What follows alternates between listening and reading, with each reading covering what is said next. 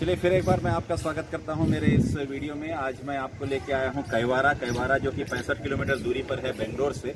और इस कैवारा पे लेकर आने का एक सबसे बड़ा उपक्रम ये भी है कि कैवारा में तातैया के नाम का एक मंदिर है। और मैं हमारे कैमरा पर्सन श्रेया अयंगार से कहूँगा कि तातैया के इस मंदिर को दिखाएं। ये जो मंदिर आपको बृहद मंदिर दिखाई दे रहा है तातैया का, यहाँ पर तातैया नाम के एक सज्जन पुरुष हुआ करते थे जिन्होंने यहाँ पर पूरी तपस्या की है और तपस्या के बाद उन्होंने यहीं पर समाधि ली है और उन्हीं का एक मंदिर बना हुआ है। और उस मंदिर में उनकी मूर्ति के ठीक पीछे यहाँ पर उनकी समाधि भी रखी गई है। और ये तातैया के नाम से ये जगह पूरी विख्यात है और माना भी जाता है कि बहुत प्रसिद्ध जगह है ये।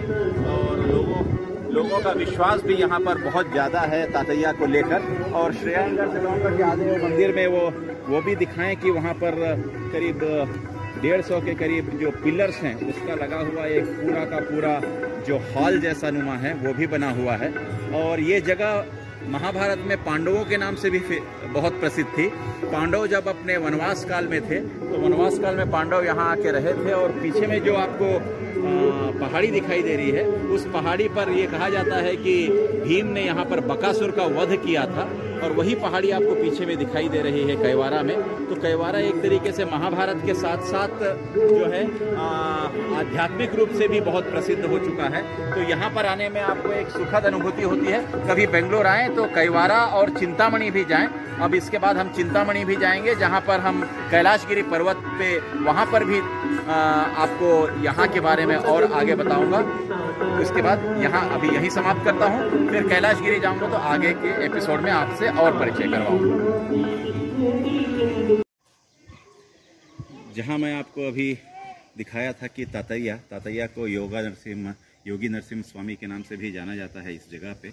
और जिन्होंने कड़ी तपस्या के बाद यहाँ के लोगों को सुख शांति के लिए उन्होंने न केवल तपस्या की बल्कि उन्होंने इस धरा को भी एक पुण्य धरा बनाया था। और यही मंदिर का है। आगे आके मैं कैमरा पर्सन श्रेया अयंगार से कहूँगा कि वो आपको यहाँ पर दिखा पाएँ कि योगी नरसिम्हा स्वामी जो उनको सिद्धि इसी गुफा के अंदर प्राप्त हुई।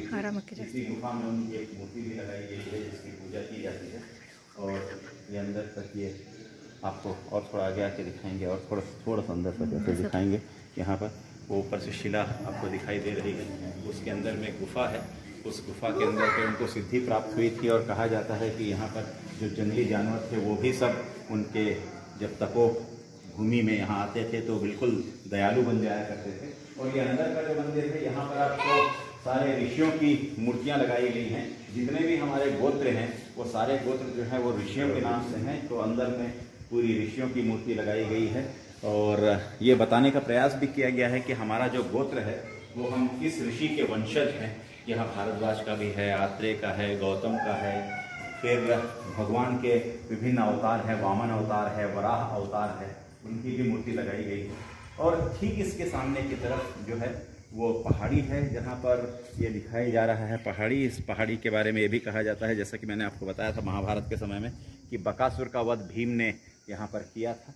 और बहुत ही सुंदर नज़ारा है इस जगह का। और महाभारत के समय में इसको जगह को एक चक्रपुर या ऐसा नाम भी कहा जाता था।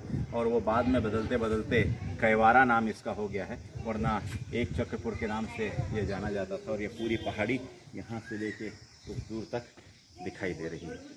धन्यवाद।